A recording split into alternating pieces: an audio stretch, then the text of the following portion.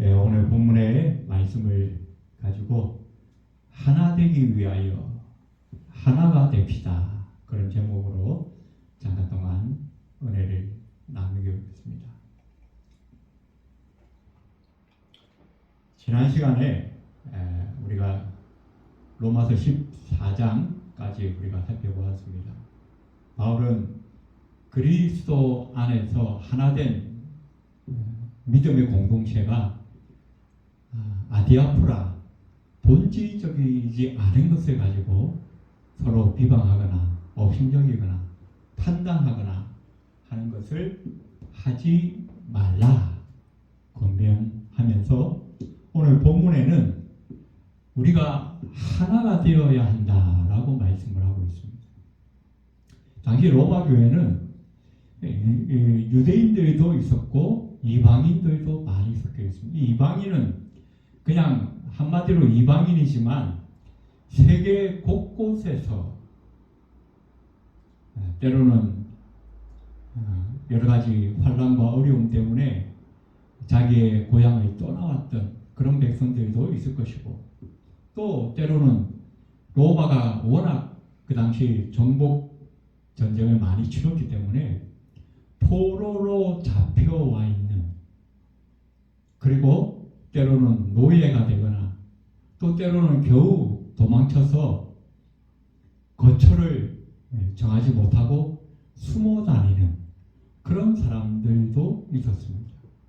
그런 사람들이 누군가가 전해준 그리스도의 복음을 듣고 하나님의 교회 안에 들어왔고, 하나님의 교회 안에서 하나의 공동체를 이루어 하나님을 예배하는 그런 권속들이 되어진 것입니다.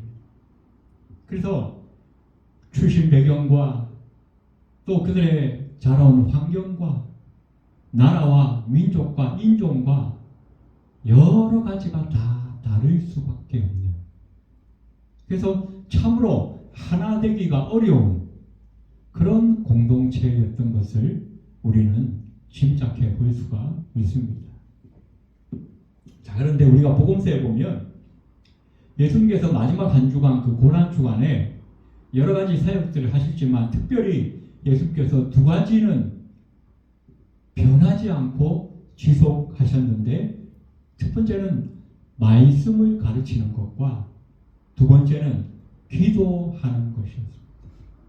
특별히 그 기도 가운데는 우리가 그 예수님께서 마지막 십자가를 지시기 하루 전날 밤 겟세마네 기도를 우리가 잘 알고 있지 않습니까?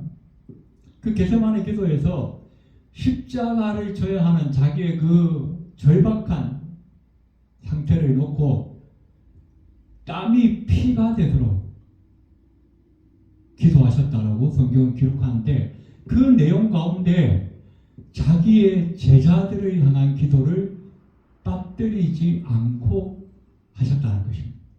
뭐라고 기도하셨냐? 아버지여, 아버지와 내가 하나인 것처럼 저들도 하나가 되게 하여 주옵소서. 이 제자들이 하나가 되기를 원한다는 그 기도를 마지막 그 절박한 순간에도 빼먹지 않았다는 것입니다. 왜 예수님께서 마지막 그 절박한 순간에 이렇게 기도하셨을까? 한번 생각해 보면 예수님께서 제자들에게 남기신 마지막 그 지상 명령은 땅 끝까지 이르러 내 증인이 되라. 세계 복음화죠. 세계 복음화. 이 세계 복음화를 이루어야 할 주체가 누구냐? 바로 이 제자들이라는 것입니다. 근데 이 제자들이 이 세계 복음화의 사명을 마지막까지 제대로 감당하기 위해서 무엇보다 필요한 것은 그들이 서로 사랑하는 것, 그리고 그들이 서로 마음이 하나가 되어지는 것, 이것이 무엇보다도 필요하다는 것을 우리 주님은 잘 아셨다는 것입니다.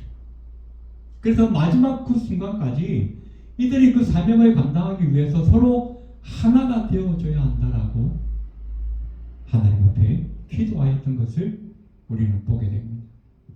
오늘 바울도 마찬가지입니다. 로마 교회 성도들을 위해서 성도들에게 말씀을 전할 편지를 보내는데 하나님이 예수 그리스도를 통해서 너희에게 주신 그 사명을 감당하기 위해서는 너희가 무엇보다도 하나가 되어줘야 한다. 하나가 되어줘야 한다. 그 하나가 되기 위해서 어떤 삶을 살아야 하는가? 그 공동체 안에서 온갖 인종과 온갖 환경과 배경이 다 다른 그런 사람들이 모인 그 공동체 안에서 너희가 서로 어떻게 살아야 하나가 될 수 있는가? 오늘 몇 가지로 성경은 우리에게 말씀해 주고 있습니다. 자, 오늘 이 세상을 살아가는 우리는 뭐 대부분 한국 교회 안에서 같은 혈통, 같은 민족, 또 같은 머리 색깔, 거의 비슷한 환경 속에서 살아가고 있지만 그럼에도 불구하고 우리의 마음은 하나 되지 못하고 있는데 오늘 본문을 통해서 우리가 어떻게 하나 되어야 할까에 대해서 우리는 몇 가지 교훈을 얻기를 원합니다. 자, 우리가 예수님의 제자로서 맡겨진 사명을 잘 감당하기 위해서 하나가 되어야 되는데 어떻게 하나 되어야 하는가? 첫 번째는 자기를 기쁘게 하는 것이 아니라 이웃을 기쁘게 하라라고 말씀하고 있습니다. 오늘 1절에 우리 강한 자가 마땅히 연약한 자의 약점을 담당하고 자기를 기쁘게 하지 아니할 것이라. 신앙이 강한 자들에게 먼저 말씀합니다. 아무거나 먹을 수 있고 율법이나 규례에 그렇게 매이지 않고 그리스도 안에서 복음이 주는 자유를 충만하게 누릴 만한 그 믿음의 강한 자들이 그렇지 못한 자들의 약점을 받아주라는 거예요. 그리고 너희가 가진 그 믿음의 자유함을 너희의 기쁨을 위해서 사용하지 말고 믿음이 약한 자들을 기뻐하기 위해서 사용하라는 것입니다. 당시 로마 사회는 군대와 무력으로 전 세계를 지배했던 그런 최고의 강국이었습니다. 그 로마 사회에는 뭐 양보한다, 뭐 희생한다, 뭐 이렇게 뭐 베풀어 준다 이런 건 다 약한 자의 변명에 지나잖아요. 오히려 강한 것, 다른 사람을 정복하는 것, 승리하고 이기는 것, 이것이 미덕인 사회였다는 것입니다. 지금 우리의 사회도 뭐 별반 다르지 않은 것 같아요. 약육강식, 승자 독식.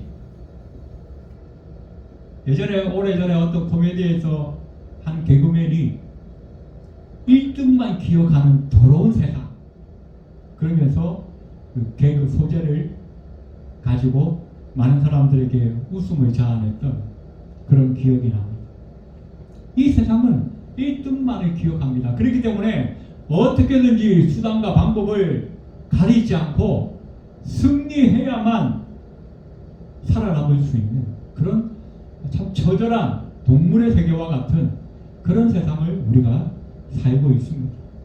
그럼에도 불구하고 하나님 나라의 백성들, 하나님 왕국의 백성들은 달라야 한다는 것입니다.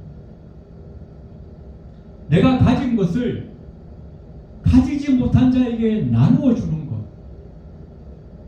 강한 자가 약한 자를 돌보아 주는 것. 배운 자가 배우지 못한 자를 섬기고 도우는 것. 그것이 바로 하나님 나라의 법칙이요, 하나님 나라 백성들이 살아가야 할 삶의 원칙이다라고 우리 주님께서 말씀하셨습니다. 마태복음 20장 26절에 보니까 너희 중에 누구든지 크고자 하는 자는 너희를 섬기는 자가 되고, 27절에 너희 중에 누구든지 으뜸이 되고자 하는 자는 너희의 종이 되어야 하리라. 하나님 나라에서는 섬기고 종이 되는 사람이 강한 자요, 으뜸이 되는 자요, 큰 자라고 말씀하고 있다는 것입니다. 그러면서 오늘 바울은 말합니다. 3절에 보니까 그리스도께서 자기를 기쁘게 하지 아니하셨으니 기록된 바 주를 비방하는 자들의 비방이 내게 미쳤나이다 함과 같은지라.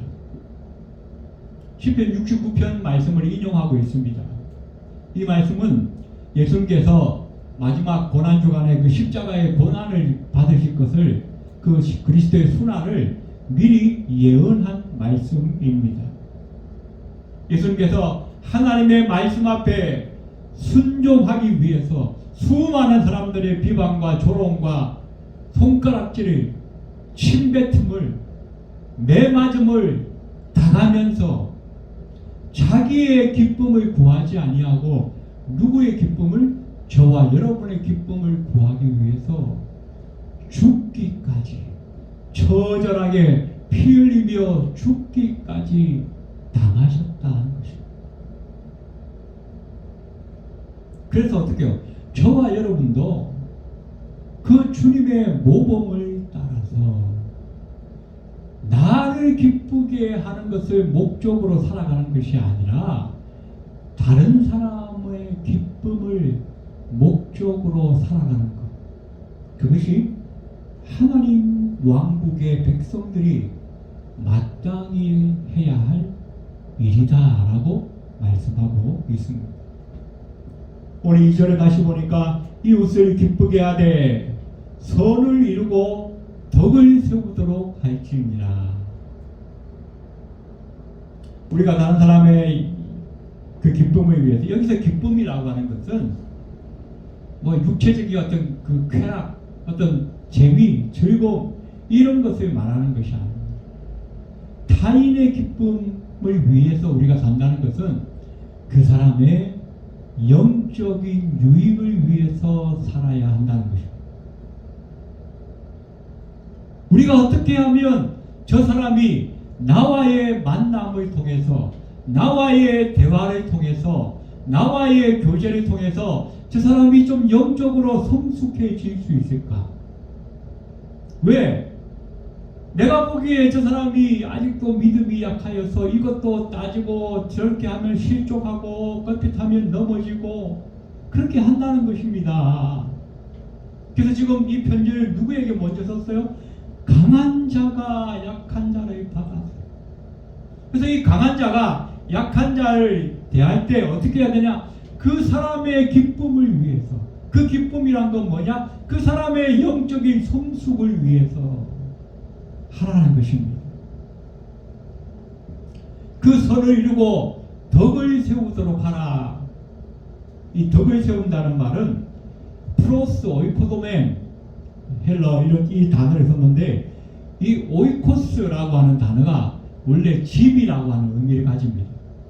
근데 오이코스를 세운다는 뜻이에요.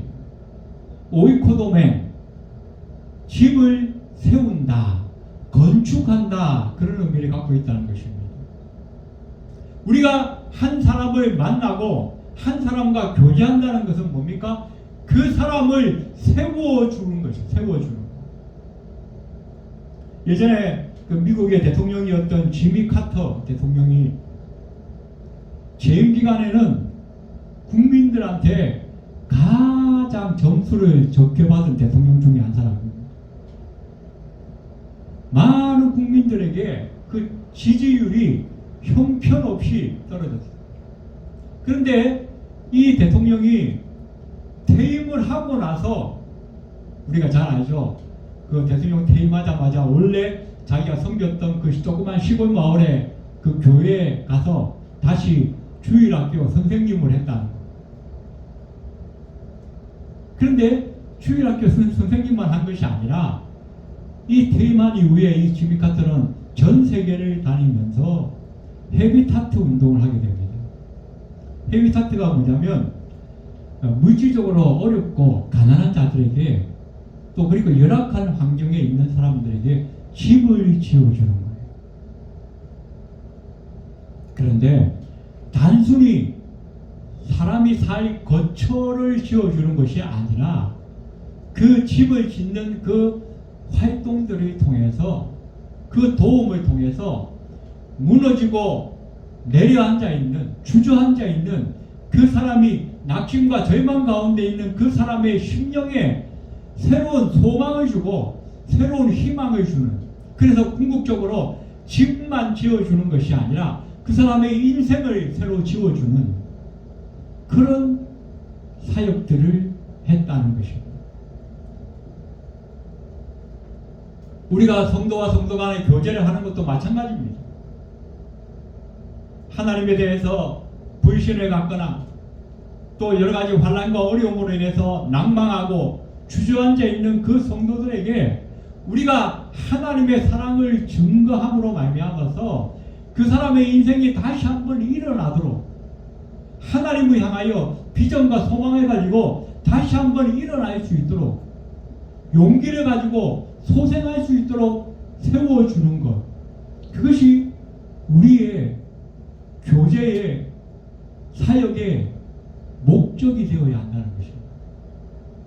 맨날 사람 만나가지고 어제 봤던 TV 이야기, 연예인 이야기, 뭐 언제 무슨 쇼를 한다더라, TV에서 뭐를 한다더라, 어느 백화점에 갔더니 좋은 신상이 나왔더라, 맨날 그런 소리 할 것이 아니라 이 사람이 진정으로 하나님 앞에서 어떻게 하면 세워질 수 있을까? 어떻게 하면 어제의 믿음보다 오늘의 믿음이 좀 더 나아질 수 있을까? 그것이 우리가 한 성도를 만나고 한 영혼을 만나는 목적이 되어야 한다라고 바울은 여러 곳에서 말씀을 하고 있다는 것입니다. 많은 사람들이 이 세상 살면서 어떻게 해요? 어떤 환난이나 어려움이 있을 때마다 누가 나를 좀 도와주지 않을까?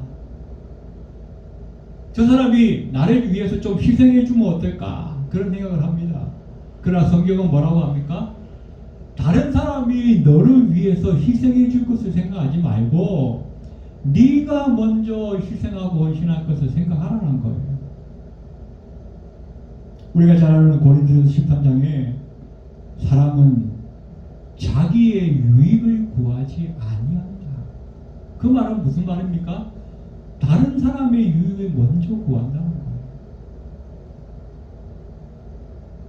그래서 우리 주님께서 마지막 그 겟세마네 동산에서 십자가를 앞두고 절박하게 기도하는 그 순간까지 그 제자들이 하나 되기를 원하셨던 그 기도 제목의 모습처럼 그 마지막 기도의 그 모습을 우리가 마음에 새기면서 우리가 이 세상 사는 동안에 우리가 교회 공동체 안에서 때로는 우리의 이웃 간의 관계 속에서 서로 하나 되기 위해서 나의 기쁨보다는 다른 사람의 기쁨을 먼저 구하며 교제를 나눌 수 있는 저와 여러분이 다 되시기를 주님의 이름으로 축원해 드립니다.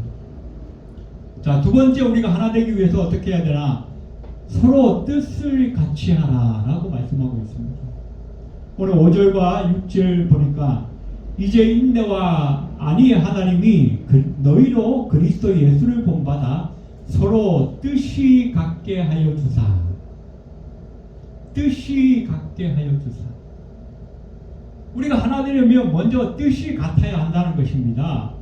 여기 뜻이 같게 하여 주사, 이 말은 다른 말로 하면 마음이 같게 하여 주사. 그렇게 우리가 읽어도 크게 다르지 않을 것 같습니다. 출신도 다르고 배경도 다르고 환경도 다르고 사상과 생각이 다른 많은 제자들 앞에서 우리 주님께서는 마지막까지 하나님의 말씀을 가르치십니다. 그리고 어떻게 해요? 주님께서 친히 몸으로 너희가 이렇게 사랑하라 라고 하시면서 친히 몸으로 모범을 보여주셨습니다.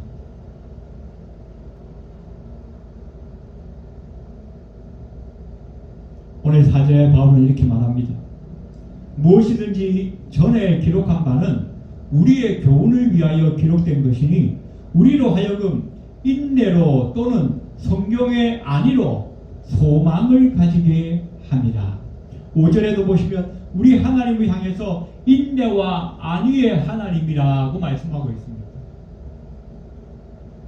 우리 하나님은 저와 여러분을 향하여 인내와 위로를 주시는 분이시라는 것입니다. 왜 인내와 위로를 주시는가? 우리가 나보다 약한 사람들, 때로는 내 마음을 힘들게 하는 사람들, 우리가 교제할 때 수용하기 힘든 사람들을 만났을 때에도 어떻게 해요? 하나님을 바라보라는 것입니다. 내가 원수였을 때, 내가 죄인이었을 때, 내가 하나님과 멀어져 있었을 때 먼저 하나님께서 나를 받아주시고 먼저 하나님께서 인내하심으로 나를 참아주셨던 것을 기억하라는 것입니다. 그 하나님을 바라보면서 내 앞에 있는 그 사람을 인내하고 참아주고 위로를 받으라는 것입니다. 우리가 잘 아는 빌립보 교회, 거기에는 참 좋은 교회였는데 몇 가지 문제점이 있었습니다. 빌립보 4장 2절에 보면 내가 유오디아를 권하고 순두개를 권하노니 주 안에서 같은 마음을 품으라. 유오디아와 순두개라고 하는 사람이 있었는데 아마 둘 다 빌립보 교회 여성 지도자들이었던 것 같습니다. 그런데 이 두 사람의 마음이 하나가 되지 못해요. 지도자가 분열되면 어떻게 해요? 교회가 굉장히 어수선하고 시끄럽습니다. 그들을 따르는 무리들이 둘로 나눠져서 서로 손가락질하고 서로 욕하고, 그래서 바울은 말합니다. 빌립보 2장 5절에 보니까 너희 안에 이 마음을 품으라 곧 그리스도 예수의 마음이니. 유오디하여 당신의 마음에 주님의 마음을 품으십시오. 순두개여 당신도 주님의 마음을 품으십시오. 우리는 성격이 다르고 배운 학식이 다르고 신앙의 경험이 다르고 다 다르지만 우리의 신앙생활의 가장 기본이 되는, 그리고 가장 중요한 공통 분모가 있죠. 그게 뭡니까? 주님을 따르는 거죠. 주님을 바라보는 거예요. 주님의 마음을 내 마음에 품으면 하나가 될 수 있다는 것입니다.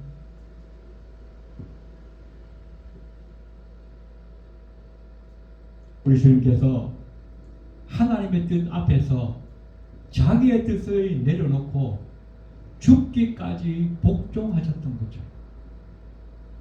우리도 주님의 그 마음을 내 마음에 품으면 하나 되지 못하는 게 없다는 거죠. 할 수 없는 것이 없다는 거죠.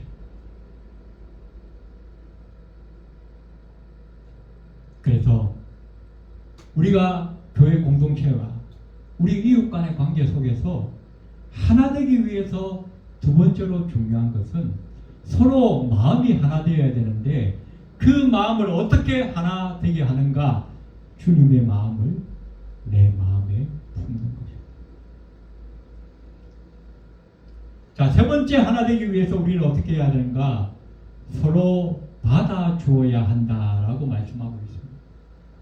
오늘 7절에 보니까 이러므로 그리스도께서 우리를 받아 하나님께 영광을 돌리심과 같이 너희도 서로 받으라. 서로 받으라. 이 받으라는 단어는 플로스람바노 라는 헬라어를 썼는데, 받는다, 영접한다, 환영한다, 그런 의미를 갖고 있습니다. 우리가 인간관계를 하다 보면 야, 저 인간 정말 힘들다, 까다롭다, 어렵다, 이런 생각이 들 때가 있습니다. 그때 우리가 뭘 생각해야 되는가? 아, 하나님께서 나를 받아주신 것처럼 그리스도께서 우리를 받아 하나님께 영광을 돌리심과 같이 그리스도께서 우리를 받아주셨어요. 그런데 그게 어떤 결과를 가져와요? 하나님께 영광을 돌렸다는 것입니다.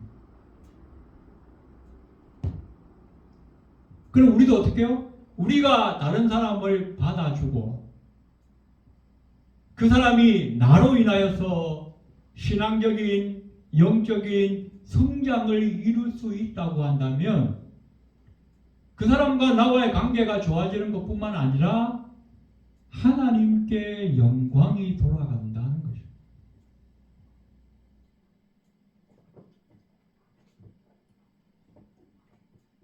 마치 돌아온 탕자를 그 아버지가 받아준 것처럼.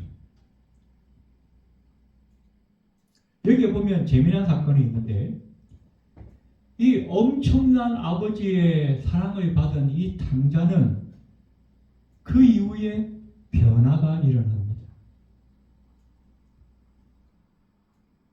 아버지께 너무 미안하고 아버지께 너무 감사해서 이제부터는 내가 아버지 뜻대로 살아야겠구나 라고 하는 마음의 결심을 하게 되어진다는 것입니다. 이 아들이 결심하고 변화되었기 때문에 아버지가 받아준 게 아니었다는 것입니다. 변화되지 않고 새로운 결심을 하지도 않았지만 그저 돌아온 그 아들을 아버지가 너무나 큰 사랑으로 품었기 때문에 그 아들에게 변화가 일어났다는 겁니다. 우리가 어릴 적에 그 이솝 고환가요? 나그네가 길에 가는데 바람과 태양이 저 길에 가는 나그네의 옷을 벗기기로 내기를 하지 않습니까? 처음에는 바람이 막 불어댑니다. 바람이 불어대면 바람이 그 태풍처럼 불어가지고 옷이 훌러덩 날아갈 줄 알았던 거예요. 그런데 바람이 부니까 이 나그네가 어떻게 옷을 더 꽁꽁 여미고 추우니까 절대로 이 옷이 벗겨지지 않는 거예요. 그런데 태양이 따뜻하게 비치니까 어떻게 해요? 저절로 이 나그네가 아이고 날씨가 덥네 그러면서 옷을 훌러덩 벗더라는 것입니다. 사람의 마음을 움직이는 것은 혹독한 비난과 핍박이 아닙니다. 우리 기독교 역사에도 보면 그렇잖아요. 로마 시대에 가장 악랄하고 가장 핍박이 심했을 때에 우리 기독교는 훨씬 더 왕성하게 성장했던 것을 우리는 보게 돼요. 그러다가 어떻게 해요? 먹고 살만해지니까 그때부터 기독교는 퇴락하기 시작합니다. 우리의 인간관계도 마찬가지입니다. 내 마음에 들지 않는다고 매일 잔소리하고 손가락질하고 비난하고 저주를 퍼붓는다고 해서 그 사람이 결코 바뀌어지지 않는다. 오히려 하나님이 우리를 먼저 사랑하신 그 사랑으로 우리가 그 형제와 그 자매를 품게 될 때 그들에게 하나님의 그 사랑을 증거하게 되어질 때에 그 사람은 비로소 마음에 감동을 받고 삶의 변화가 일어난다는 것을 우리는 깨달아야 할 것입니다. 세상은 공평하지 않습니다. 잘난 사람, 못난 사람, 키 큰 사람, 작은 사람, 돈 많은 사람, 가난한 사람, 많이 배운 사람, 못 배운 사람. 그런데 겉으로 보기에는 불공평한 것 같지만 이 속에는 하나님의 섭리가 있습니다. 흐름이라고 하는 하나님의 창조 원리가 있다는 것입니다. 강한 자에게서 약한 자에게로, 가진 자에게서 못 가진 자에게로, 배운 자가 못 배운 자에게, 힘이 강한 자가 힘이 없는 자에게 자기의 가진 그 자원을 흘러가게 하는 것. 그것이 하나님의 창조 섭리의 중요한 원리 중에 하나라는 것입니다. 우리가 몇 년 전에 그 출애굽기 공부할 때 이스라엘 백성들이 이제 가나안에 이제 홍해를 건너서 이제 광야 생활을 하지 않습니까? 광야 생활을 하면서 하나님께서 아침마다 만나를 보내주시는데 사람들이 다 나가서 한 호메씩 그 만나를 거둬드립니다. 그런데 많이 거둔 자도 있고 적게 거둔 자도 있었다 그랬어요. 손이 빠른 사람은 어떻게 해요? 해서 그냥 빨리빨리 다 시간 안에 다 거뒀겠죠. 그러나 몸이 좀 불편한 사람도 있고 나이가 어린 애기들이나 나이가 많은 노인들이나 이런 사람들은 아무래도 좀 동작이 느려서 또 여러 가지 이유로 충분히 거두지 못하는 경우도 있었겠죠. 그런데 그들이 보니까 결과적으로 보니까 부족함이 없었더라 그렇게. 그건 뭡니까? 많이 거둔 자가 적게 거둔 자에게 나누어 주었다는 얘기를 하고 있다는 것입니다. 이스라엘 백성들이 애굽에 살 때는 몰랐지만 이제 애굽을 떠나는 그 순간부터 홍해를 건너는 그 순간부터 이제는 뭐예요? 하나님의 왕국의 백성이라는 것입니다. 이 하나님 왕국의 백성이 이 세상을 살아가는 가장 먼저 생각해야 할 방법은 공존하는 것입니다. 함께 먹고 함께 살아가는 것. 함께 은혜 받고 함께 그 은혜를 누리는 것. 함께 하나님의 복을 받고 함께 하나님의 복을 서로 나누며 살아가는 것. 그것이 하나님의 공동체의 무엇보다 중요한 삶의 원칙이라고 하는 것을 성경은 출애굽기에서부터 우리에게 말씀해 주고 있다는 것입니다. 이 세상에 살아가는 우리도 마찬가지라고 생각합니다. 하나님께서 저와 여러분을 구원하셔서 그리스도의 몸인 교회 공동체로 부르셨고 이 역할을 잘 감당하게 하시려고 은혜도 주시고 은사도 주시고 여러 가지 축복도 주셨습니다. 그렇다면 이제 이것을 가지고 좀 많이 받은 사람은 좀 적게 받은 사람에게, 좀 많이 있는 사람은 좀 부족한 사람들에게 서로 나누어 주면서 서로 균등하게 하여 하나님의 영광을 이루게 하시는 것. 그것이 하나님께서 이 마지막 때에 저와 여러분에게 주신 귀한 은혜인 것을 우리가 늘 기억하면서 우리 남은 생에 서로 나의 기쁨이 아닌 이웃의 기쁨을 위해서 서로 뜻을 같이하고 마음을 같이하고 하나님의 선한 그 뜻을 이루는 일에 함께 주고받으면서 살아갈 수 있는 저와 여러분이 다 되시기를 주님의 이름으로 축원해 드립니다. 기도드리겠습니다. 고모시 하나님 은혜를 감사합니다. 세상은 늘 불공평하고 가진 자와 없는 자가 갈등을 이루고 살아가지만 이 사이에 하나님의 선한 뜻이 이루어지기를 원하는 하나님의 간절한 원하심이 있음을 우리는 알게 됩니다. 강한 자, 힘 있는 자, 배운 자, 넉넉한 자가 그렇지 못한 자들에게 나누어주고 흘러가게 하시려는 하나님의 그 선한 뜻을 우리가 발견하게 됩니다. 하나님, 우리가 남은 생에 살아가는 동안에 이 하나님의 선하신 뜻을 온전히 이루며 살아갈 수 있도록 우리에게 은혜를 더하여 주시옵소서. 예배를 마치고 돌아가는 발걸음 위에도 함께하여 주옵소서. 예수 그리스도의 이름으로 간절히 기도드립니다. 아멘.